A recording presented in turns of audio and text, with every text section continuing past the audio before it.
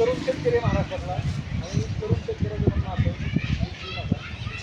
भाव मालाला शेताच्या मालाला भाव द्या. बरोबर आम्ही भाव द्या, आम्हाला तुमच्या पैशाची गरज नाही, आम्ही तुम्हाला कर्ज देऊ.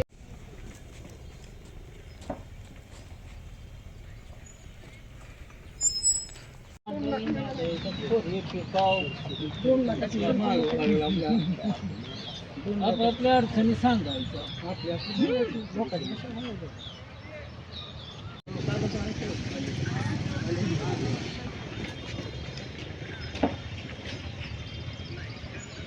कर्जमाफीला मंजुरी मिळालेली राज्य मंत्रिमंडळाच्या बैठकीत काय नेमकं आता हे नेमकं म्हणजे कसं आहे, कोणत्या बी ह्याच्या निवडणुकी आल्या की हो कर्ज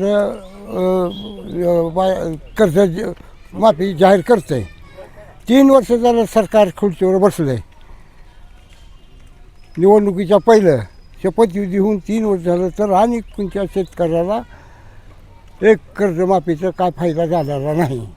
तर ही नुसतं निवडणुकीकरता घोषणा करते, ही सरकारला बाड आहे. ह्याला बाड सरकारच्या मागं जाऊ नये, सरकार बदलाय पाहिजे. हां 2 वेळा महाराष्ट्राचे शरद पवार मुख्यमंत्री होऊन गेले. 2 वेळा त्यांनी कर्ज 7-12 कोरा केला आणि ही 2 लाख जाहीर करते, ती सुद्धा 4-4 वर्ष झालं 70 बसली तर आणि ती कर्जमाफ होईना ना. मग ह्यांच्यावर विश्वास कसा ठेवायचा? कसल्याच वर्षाची आता विधान परिषद निवडणूक आली की झालं घोषणा केला असं तसं. नाव सांगा नाव. मी माझे सैनिक बापू नारायण नायकोडे. सरकारनं कर्जमाफीची जी आहे ती घोषणा केली आहे. काय सांगाल नेमकं काय? नाही, कर्जमाफी फसवणूक आहे, फसवी कर्जमाफी आहे. मला सांगा, तुम्ही 36,000 कोटीचे आकडेवारी काढताय. मग तुम्ही आकडेवारी काढली असेल, तुम्ही आकडेवारी नियमाप्रमाणे काढले होते. मग आकडेवारी तर तुम्ही नियमाप्रमाणे केले, मग तुम्ही ती घोषित काय केलं नाही, म्हणजे नियमावली का घोषित केलं नाही, म्हणजे तुम्ही बंद पाकिटात तयार काय केला? तुम्ही 36,000 कोटीचे काढले होते ना, तुम्ही 56 लाख शेतकरी काढले, तुम्ही 36,000 कोटीची घोषणा केली.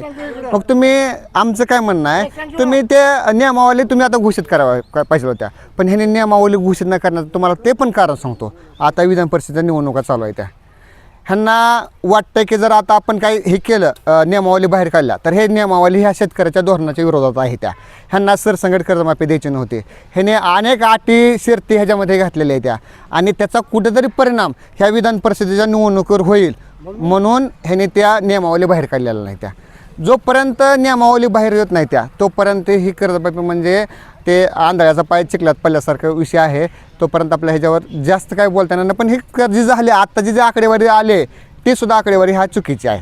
त्याच्यामुळं हे फक्त आकड्याचा गोंधळ आहे. मी, तुम्ही जर मला विचारत असाल आकड्याचा गोंधळ का म्हणतात, तर मी तुम्हाला एक कारण सांगतो. गेल्या ह्याच्यामध्ये अतिवृष्टी झाली, अतिवृष्टीमध्ये शेतकऱ्याच्या जमिनी चाटून गेल्या, अनेक शेतकऱ्यांना नुकसान झालं, जनावरं वाहून गेली. त्यावेळेस 30,000 कोटीची घोषणा केली त्याने. 30,000 कोटीची घोषणा केली आणि माझ्या शेतकऱ्याची दिवाळी साजरी करतो म्हणल्या ह्या अनुदानावर. आता मला सांगा, दुसरी दिवाळी आली तरी अनेक शेतकऱ्याचं अनुदान जमा नाही खात्यावर. म्हणजे हे फक्त आकडेवारीची घोषणा करून हे सरकार घोषणा करतं आणि 50% वाटतं आणि 50% खिशात घालतं. त्याच्यामुळं आमचा तर ह्या कर्जमाफीवर विश्वास नाही.